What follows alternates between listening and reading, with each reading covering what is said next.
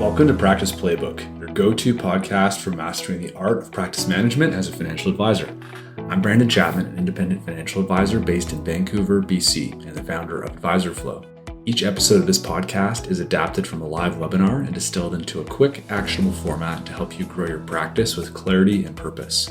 In today's episode, we're diving into how to use content marketing to effectively attract ideal clients with guests Webb, head of B2C Marketing at Equisoft, and Philip Setter, CEO of Affinity Life.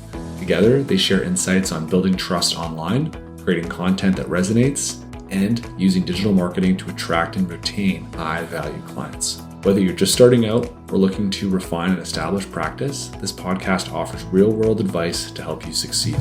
Let's dive in. Welcome to the deep dive. Today, we're plunging into something really interesting: content marketing for financial advisors. It's surprisingly effective. It really is. And our mission here is simple: pull out the best, most actionable insights for you on attracting your ideal clients. We're drawing from a recent webinar, had some great marketing experts, and crucially, a real advisor who's actually done it. That practitioner insight is key, I think. Totally. So to really get at the heart of this, let's start with a slightly, unexpected story. Okay, I'm intrigued. Okay, so let's unpack this. Picture a 10-year-old kid. It's 1995. And he's obsessed with Beavis and Butthead. Like properly obsessed. Completely. So he builds this huge fan website, pours everything into it, makes it super comprehensive, and get this, it becomes the #1 result on Yahoo back then. Wow, #1. Ahead of MTV. Ahead of MTV's official site. He even got interviewed by Howard Stern about it, a 10-year-old kid. That's fascinating.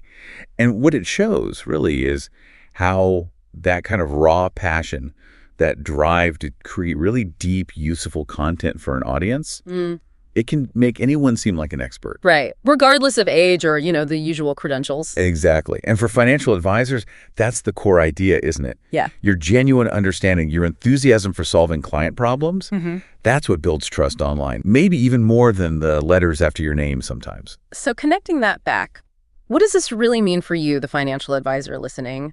Webb, one of the webinar experts, he really nailed this. He said, the goal is to position yourself as the subject matter expert, but specifically within your niche.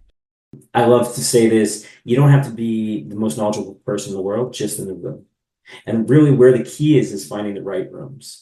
I love that quote. It lowers the barrier, right? And it raises a really important question. Okay, so how do you find those right rooms? Where are your ideal clients? Yeah, how do you find them? Well, it's all about tailoring it. Maybe that means, short videos on TikTok if you're targeting millennials, or maybe it's really in-depth articles on LinkedIn for business owners. Or specific conferences, like you mentioned, for engineers. Precisely. You need to know what genuinely keeps your ideal client awake at night. What are their actual problems? And then meet them right there with real answers. And then there was that counterintuitive advice, the secret sauce thing. Yes. One last thing I would always say is don't be afraid to give away your secret sauce. For me as a marketer, that was one of my biggest fears. I do some consulting on the side, is that if I tell people exactly what they should do with their money, in my case, it's an advertising budget, not necessarily their savings or their retirement or whatever it might be, but I tell them very prescriptively what to do with their money. Why would they need me? But at the end of the day, people come to me because they trust that I know how to do it. I can tell them all these different things, but they're probably still going to come to you and say, hey, can you do it for me? If someone's going to do it all themselves, they probably weren't going to be a client of yours anyway. But I like to think of it like this. I know the 11 herbs and spices for KFC. Don't quiz me on this, but I can find them online on Google. I'm still going to go to KFC and buy my fried chicken. I'm not going to make it myself. I want to go with someone who's the expert, someone who knows how to do it, someone who's been doing it for a long time, and ultimately someone I trust. It sounds crazy to some people. It does. So the content proves you know how to bake the cake. Exactly. You're giving away the recipe, maybe the what and the why, but people come to you for the baking, for the execution, the customization, navigating all the complexities. The paid service is then the bespoke implementation, the ongoing guidance, tailored just for them. They hire you because the content already convinced them you're the one who can do it right. Okay, that makes sense. And speaking of doing it right, or at least figuring out how, this brings us nicely to Phil. He was the real-world advisor on the webinar. Yeah, Phil's story was, pretty remarkable. He basically transformed his entire business. And so when COVID happened, all of my marketing for this business owner market was face to face. So everything is, seminars, wine and dine events, networking events, getting out there in the public and meeting people. Basically 3 to 4 months after COVID started, we built Affinity Life, which is the company that I run today. And so Affinity Life is, a little bit more of a technology platform. So, we spent whatever, 75 to 100 grand to build this. It took maybe a year and a half. And it was perfect timing because, all the marketing was shut down. I had a lot more space to do this. And, the saying, if you build it, they will come. This is not true. This is not true in the slightest. Finally, I have it now. The website's operational. I fixed all the bugs and, we launch it. And okay, here we go. And I think I'm going to put out a Facebook post and become a millionaire overnight. That's not the case. If you build it, you still need to market it a shitload and hope that they'll come. As he found out pretty quickly. Is not true. Not without marketing it aggressively. Right. You absolutely have to market it. So his solution was just relentless video content. He started turning out something like 40 short videos a month, just constantly putting himself out there. Hey, are you enjoying the episode so far? If so, I'd love to hear your thoughts. Connect with me on LinkedIn at Brandon Chapman and let me know what topics you'd like to hear next. And if you're finding this episode valuable, don't forget to leave a review or share it with a colleague who might also enjoy it. Now back to the episode. My schedule is basically 8 videos per month.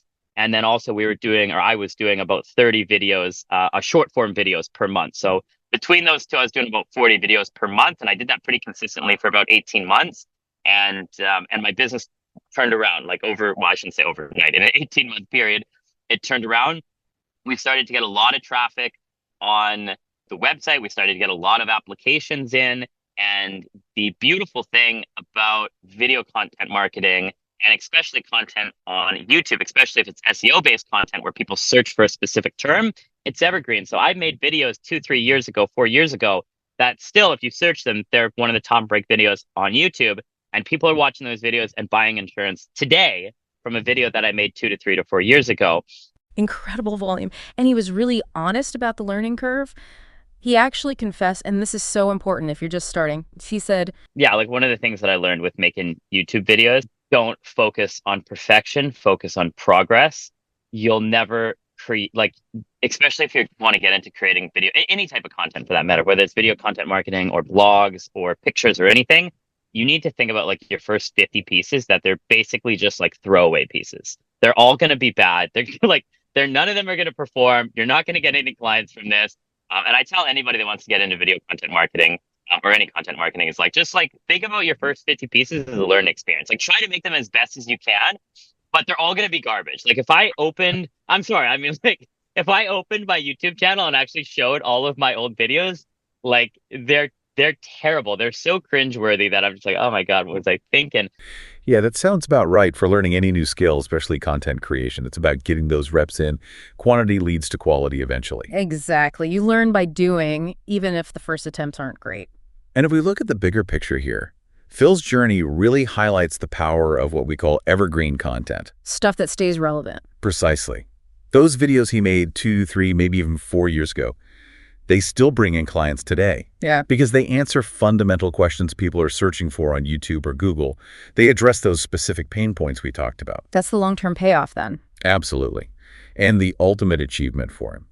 He managed to integrate his personal passion climbing into his business. That's really allowed me to build a business now that kind of complements my life in a way. I built out a camper van, and that's what I'm in right now, actually.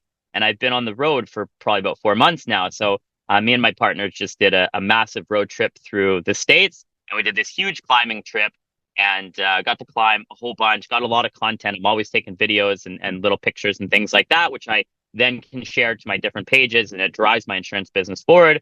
And again, because now my whole business is digital, I'm not having to meet with people in person. I can do a lot of the work from my laptop. I can work from my laptop I have Starlink on my van, and I can work from anywhere and process everything.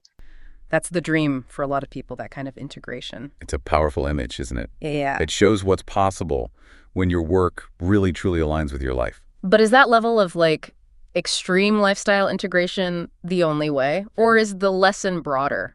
Maybe more about just finding your specific authentic angle? Oh, definitely the latter. Phil's story is inspiring. It shows the extreme possibility.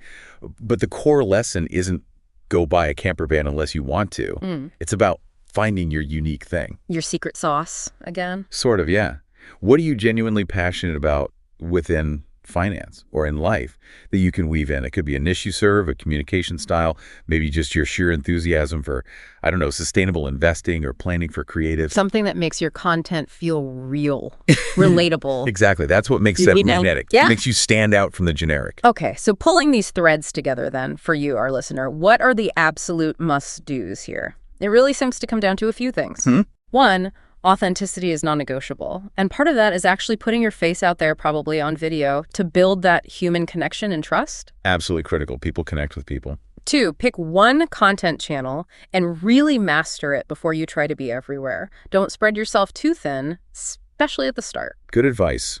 Be great somewhere before being average everywhere. And maybe the biggest one, understanding that content marketing, finding and attracting clients this way, it's not just a job for advisors now. It might be the primary job in many ways. It's how you build your pipeline in the modern world. It really is. So the final thought to leave you with is this.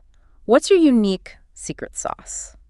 What's that authentic angle only you have? And how can you start using content, maybe imperfectly at first, to not just attract those ideal clients, but also build a practice that genuinely supports the life you want to live? Yeah. How do you make sure people choose you, a real human advisor, over just another faceless digital platform? That's the challenge, and content is a huge part of the answer. Thanks for tuning in to Practice Playbook. If today's episode was helpful, be sure to subscribe so you'll never miss an update. For more tips and insights, be sure to follow AdvisorFlow on social media and stay tuned for upcoming episodes featuring expert speakers and practical advice to elevate your practice. Until next time, keep striving for excellence and building a practice that reflects your goals.